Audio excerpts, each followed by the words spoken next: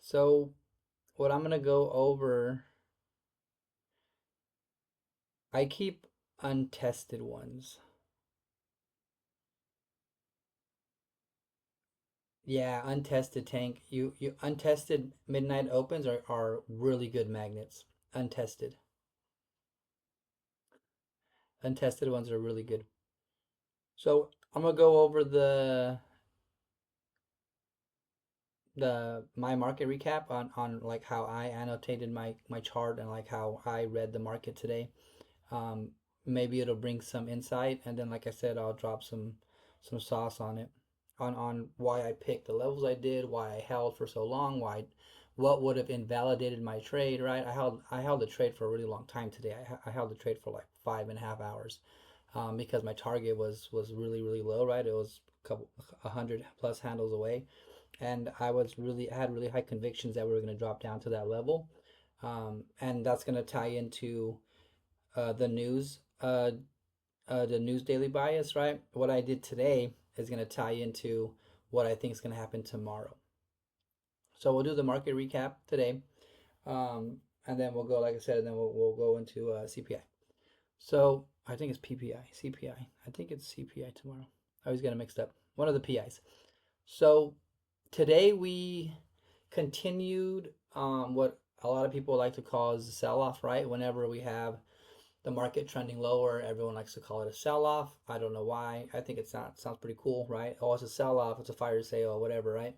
Um, but if you trade ICT like I do, then you know it was just a sell model, right? We finished our buy side curve for this um, quarter, and then we're going into the sell side curve, right? If you trade quarterly theory, we just had a buy side curve here, right? If we scroll back, this is our big buy side curve, and now we're turning into a sell side curve. Let me zoom out. Excuse my awesome drawings. It's technically not a sell side curve, but since we did give back a lot of what we took, right? We took all this and then we gave some back. Um, I'm calling it the sell side curve. So what levels I looked for today to spot reversals, because I was short biased today. When this run up happened, I was not phased at all because my trigger to go long was this level here, right here, this one. So if we map it out from this low, right, we can see that this support turned into resistance, right? We turned it into resistance. Why is this one important? I'll show you right now. Why is this one important, and not, this little one or this one lower here or any of these up here? This one is important because it runs through, and if you guys seen my fair value gap, the how a fair value gap gets traded, this specific point in time, this level, runs through a fair value gap. When you have a support or a resistance or some type of reason the market stopped, right? Like we see now that this was a low that got rated for us to go higher, right? So this was really, really important this day. It still remains important, kind of like I explained, midnight open or 2 day open, right? I leave the untested ones. If it gets tested or it gets traded through, I leave them. But something like this, if this never got traded, like let's say true day open was here and we never touched it, I would leave that as an untested level because it still reacts the same during market hours. Your midnight open, or sorry, your 2 day open still acts as a resistance point or a sweep level, right? Or a supply. How many times have we seen the market drop crazy and then guess what it does? It touches true day open and it goes the opposite way, right? So the untested ones are pretty important. And like I said, this one's really important because it has a fair value gap run through it. It's important that you use this on the time frame you trade. So like if you trade the 1 minute, this works on the 1 minute. If you trade the 15, the 1 hour, the 4 hour, right, this works really well. This acts as a stopping point. And what I mean by stopping point is not that we're going to touch that price to the quarter and drop. Is that this is going to act as a raid level, as a future level to get rated. And when we have this specific fair value gap with the resistance next to it, right? Resistance turned, sorry, support turned resistance. This one's really important for future price. So I wasn't bullish, right? Even though we dropped all of this and even though we rallied up, I wasn't bullish until we created a bounce, just like we did here, right? We bounced and we traded higher. I wasn't bullish until we crossed this 580 level, 582, and used it as support to trade into and create what everybody knows as a double bottom or equal low, right? So what I wanted to see was I wanted to see us break through and then drop and then fail to close under. That was gonna let me know to change my bias and to attack all-time high. I believe it's all-time high again. To attack all-time high. Since we didn't and we traded back into the range, right? I had my order set here, 582, when we came back into the range. So we tapped it here, right? Dropped, came back up into the range, but we created what? We created that three drive where we created equal highs and then we took our equal highs out, right? So we created equal high here, equal high here, equal high here. This took us out, right? And what did we do when we took it out? We created that immediate rebalance, right? We popped up higher, took out the equal highs on the way up, then we created the immediate rebalance where we would have normally, right, normally entered in. But remember, my key indicator was breaking through and bouncing, right? Bouncing off of that resistance turn support. We don't have to bounce a million times. I just wanted to see us bounce a couple. Here is where I got scared because this is where I actually entered. Here's where I got scared because we closed right on the line and then we opened right above it. And I thought, oh man, dude, I've seen this before. We close right on my entry and then we open right on my entry and go down and give a little profit. But then guess what? We go the opposite way. It takes me out. I lose the trade. So what I did was, yes, babe.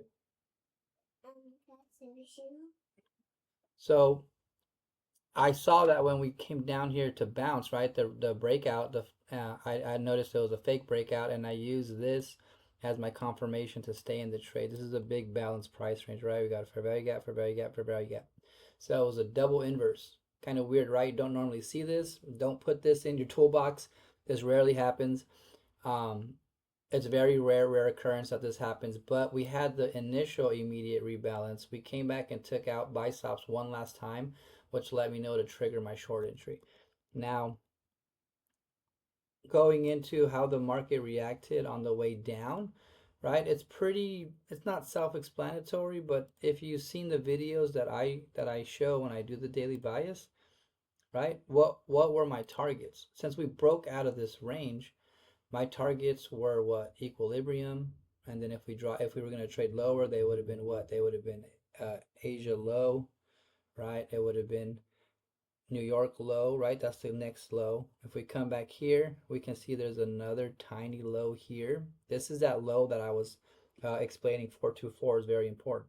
So there's this low here, right? That would have been my target. This low, this low, this low. So if we map them all out, right? This would have been target one, right? Target two, target three. And then if you remember in the chat, what I explained is if we hit 424 and we break this, we're dropping back down to where? To 387. Guess what 387 was? It was just New York low from back here. And then if you remember in the chat where I said my next target was 340, 345, 344, which was what? Literally just London low. So my price targets, right? They weren't in here. Sorry. They weren't up in here. My price targets were literally just the session lows.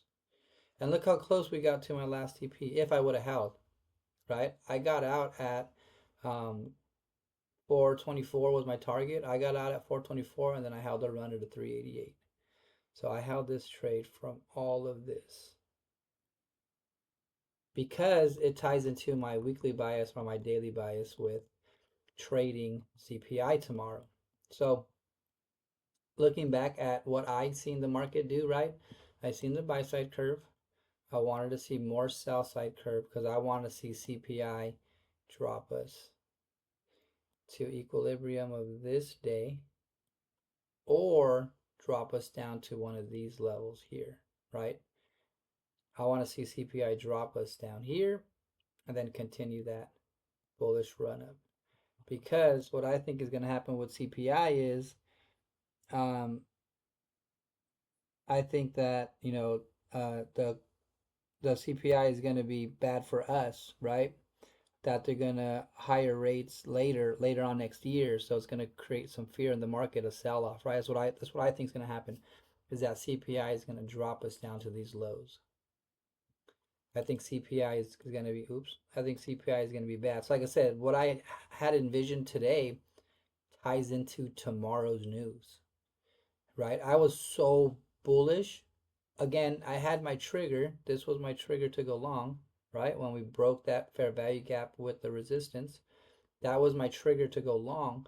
We failed to do what I anticipated, which was use it as support, right? Break the resistance, use it as support to go higher. We failed to do that, and that led me to believe, right, or led me to hold my convictions of we're going to continue down because I want to see us drop to these lows down here. I want to see us drop to these lows and finish that what? If we go to the higher time frame, we can finish that market structure higher. Because what is this low? This low is the same thing. Look, you have your fair value gap, and look what's here.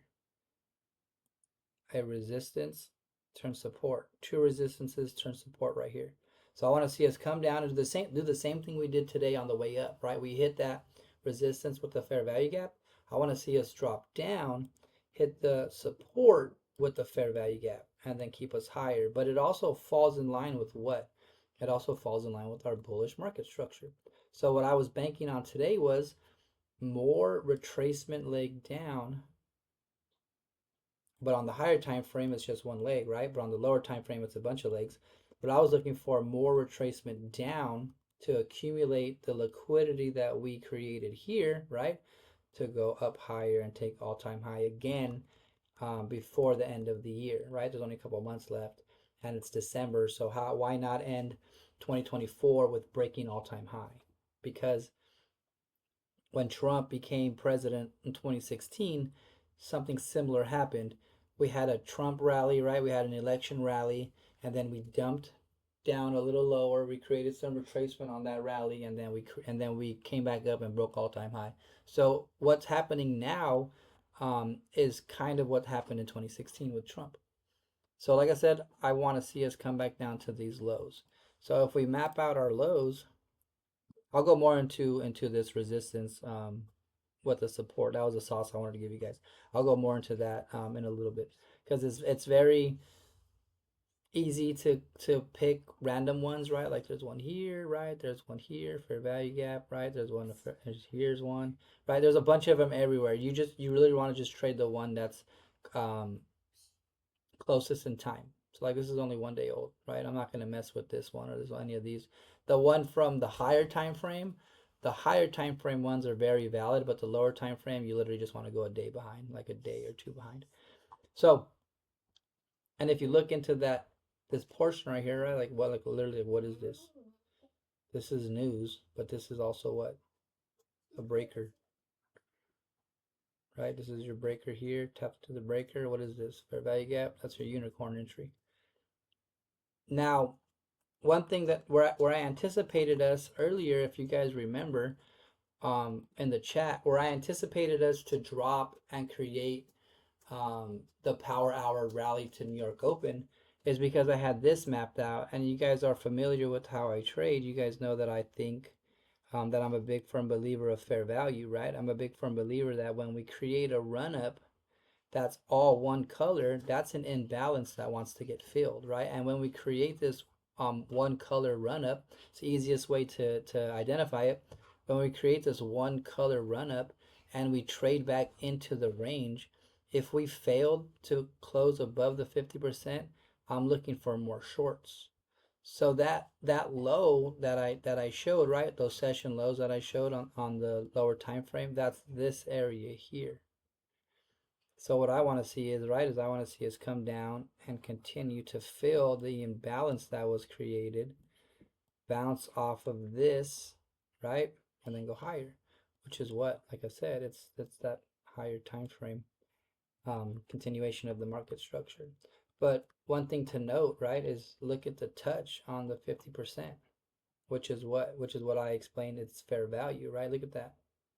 So what I expected to happen was I thought we were going to drop down to here somewhere and go higher to true day open, but then also come back down, come back down, come back down, right? And what we did was we ended up dropping lower than I anticipated, and we ended up tapping into this 4 hour imbalance range where we came back all the way back up, and then today we're doing this.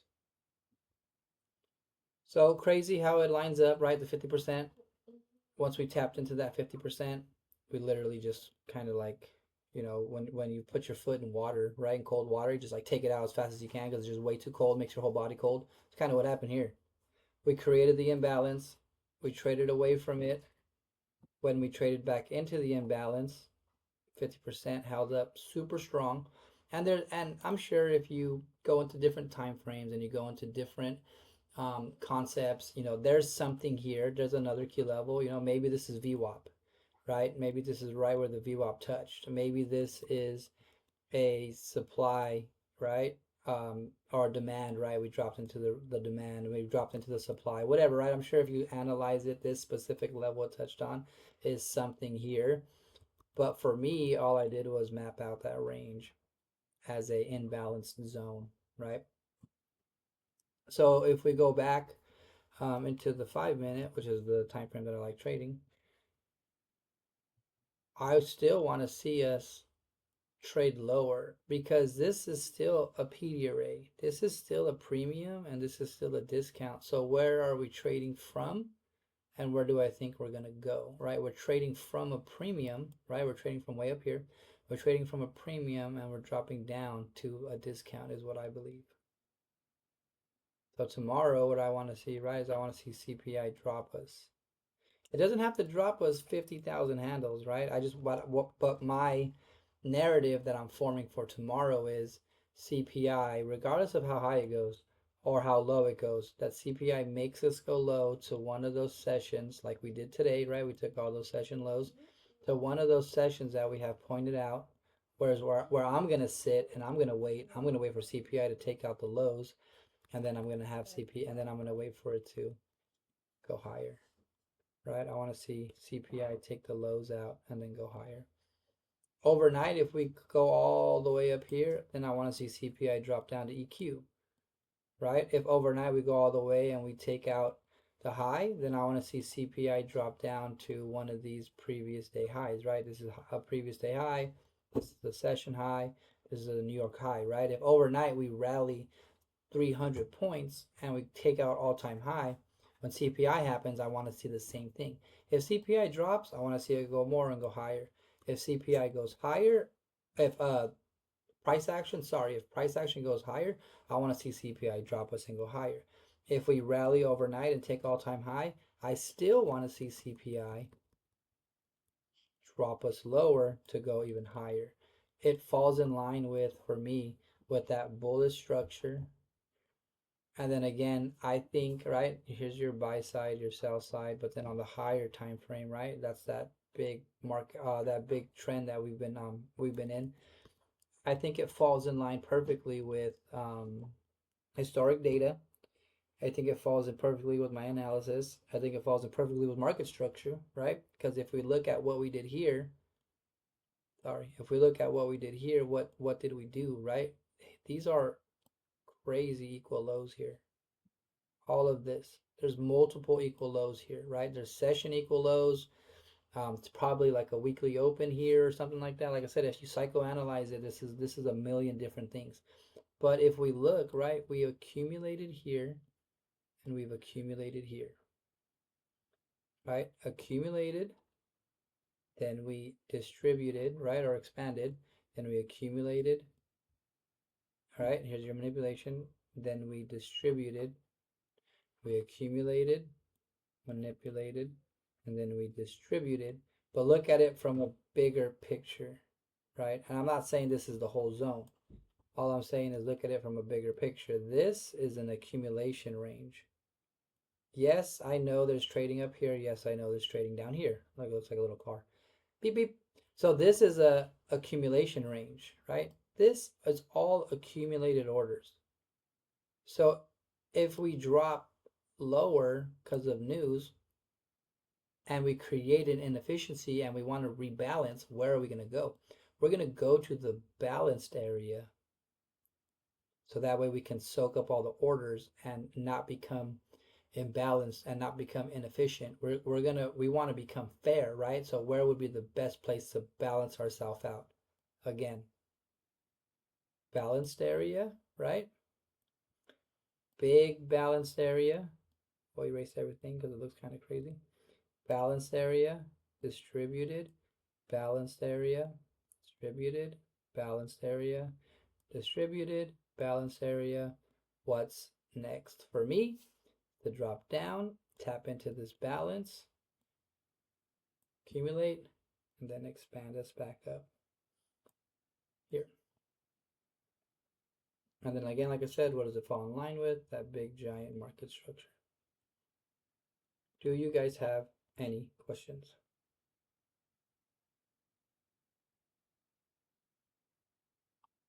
You guys are crazy. You guys are so crazy. All right, I'm gonna go back.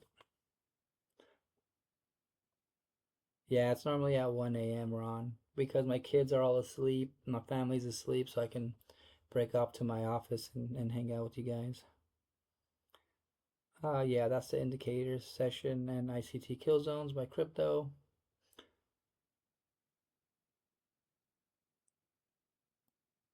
Correct, Guamish, you're good. I think we talked about this earlier.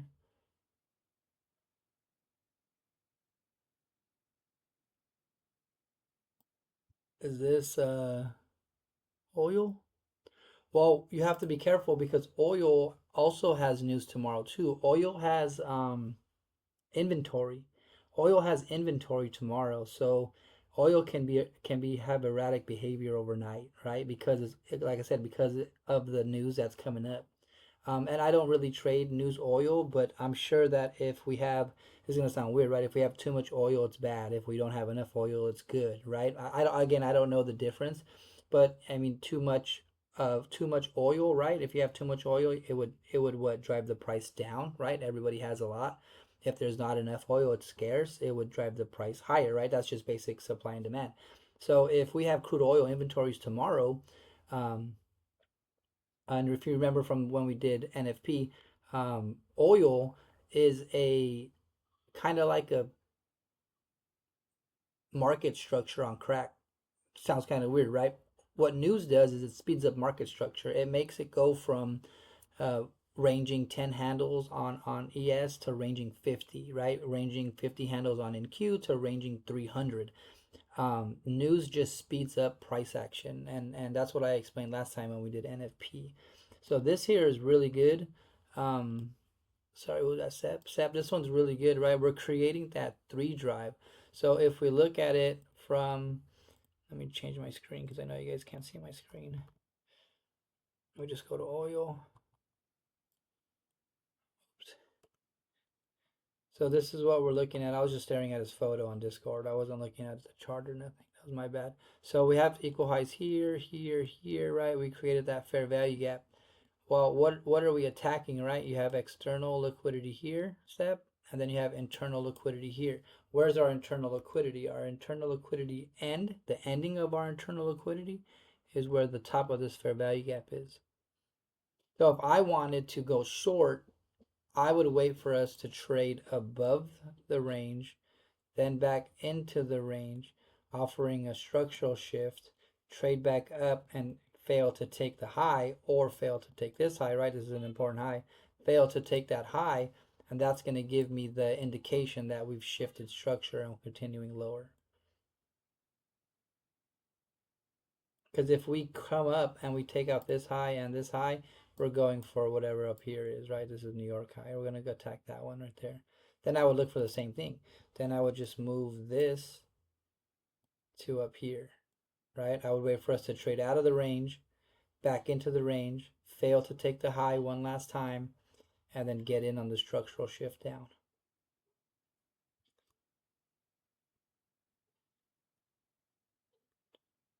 Go back to NQ. Oh God, my brain.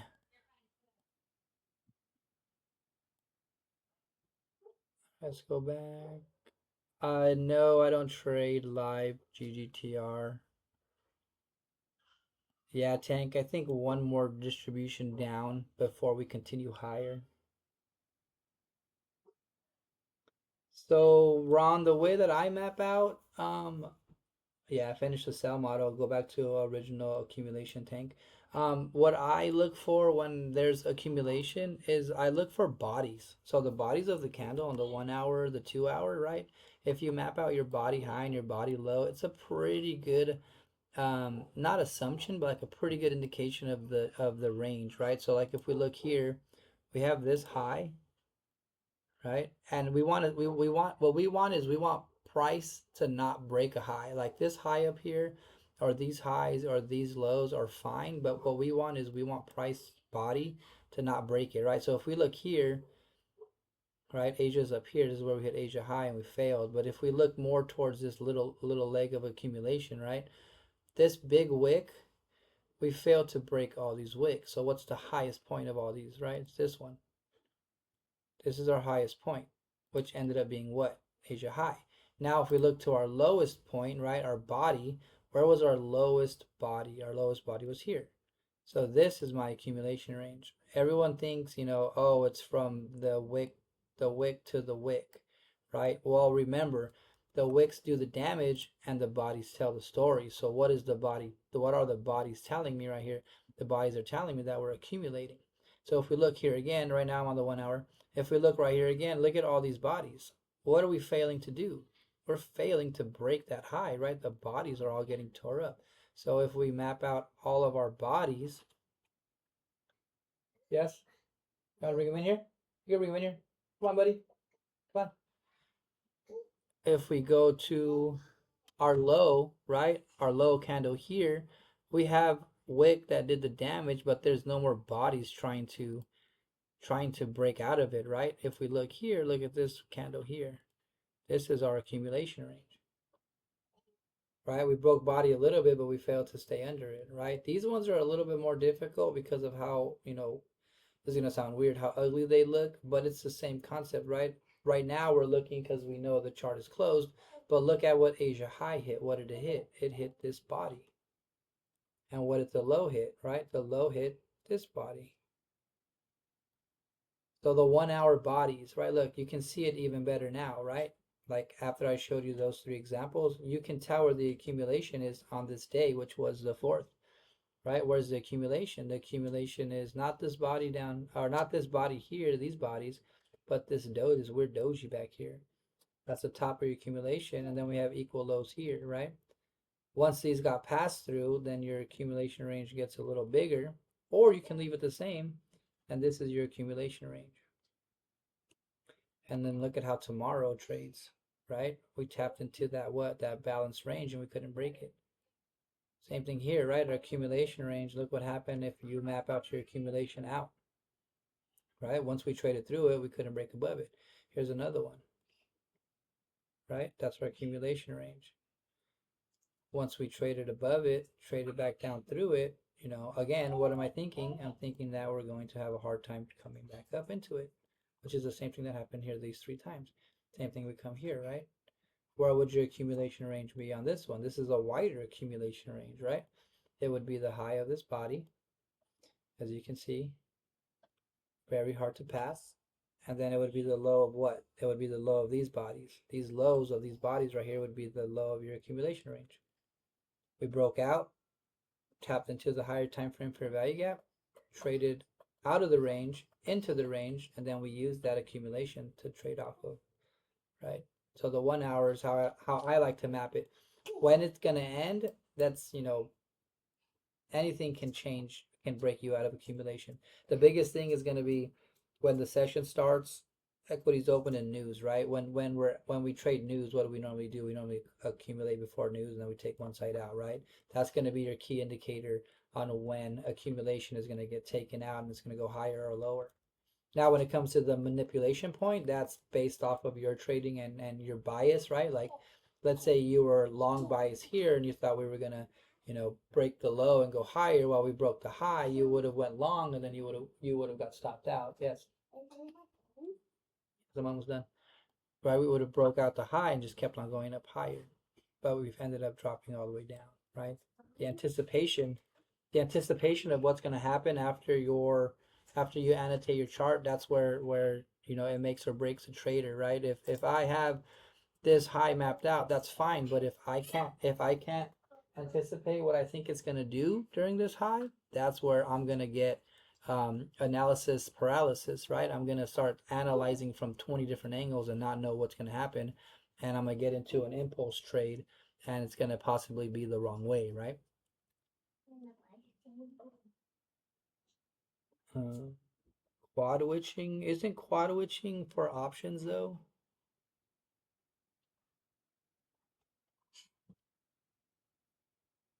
So the three drive Guam, that's for mostly for like a shorter time frame trade. You really want to see the three drive happen before injections of liquidity. For a higher time frame like swing trading, it's not going to provide a higher probability. The lower the time frame, the higher probability that three drive is going to happen. Because remember, we're generating liquidity on the way up, right? We're generating it, generating it, generating it. When it's on the higher time frame, it's going to take a real long time to take out that liquidity. But when you're on the lower time frames, it could be anywhere from 30 minutes to an hour to take out a three drive, as opposed to if you're on the 4 hour, it's going to take you a week to take out a three drive.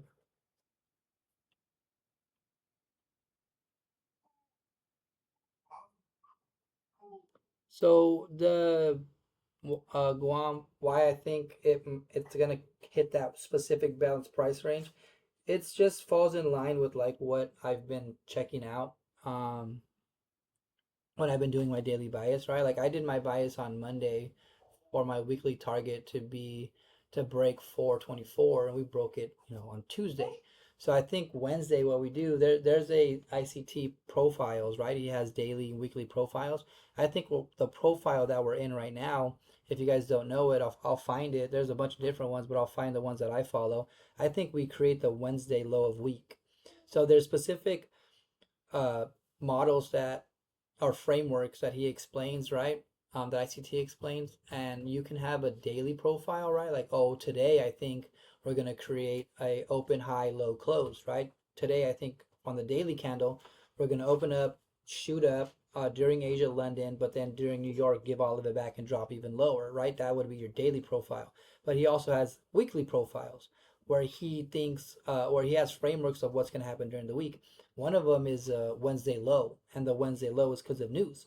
So that's what I think is going to happen is with the buy model, sell model happening right now.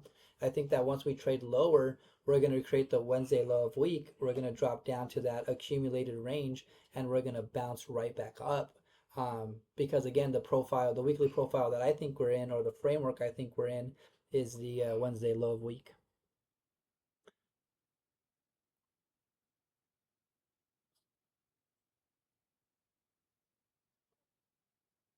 Cool. You guys don't got any other questions? What I wanted to show you guys was just um, those fair value gaps with the support turned resistance, right? They're pretty important for me. I like having them mapped out when before news. I don't map them out every day. I just like knowing where they are before news. It helps give me an idea of where I think the market is going to um, create a flip, right? I think that in this Discord they call them turncoats, but go from support to resistance, right? Since we failed to break this resistance and turn to support, we did a failed breakout and we dropped lower. But if you can map those out, right, they're literally just breakers. They're breaker blocks on different time frames. Like the low next to the fair value gap is literally just a breaker or a unicorn model.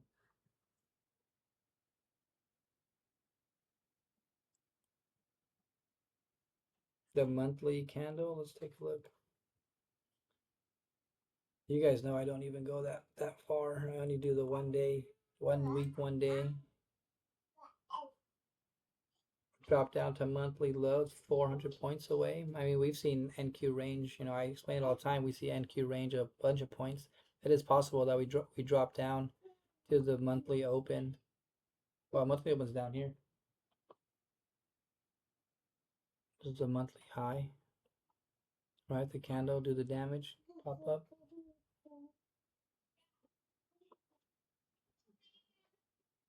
Right.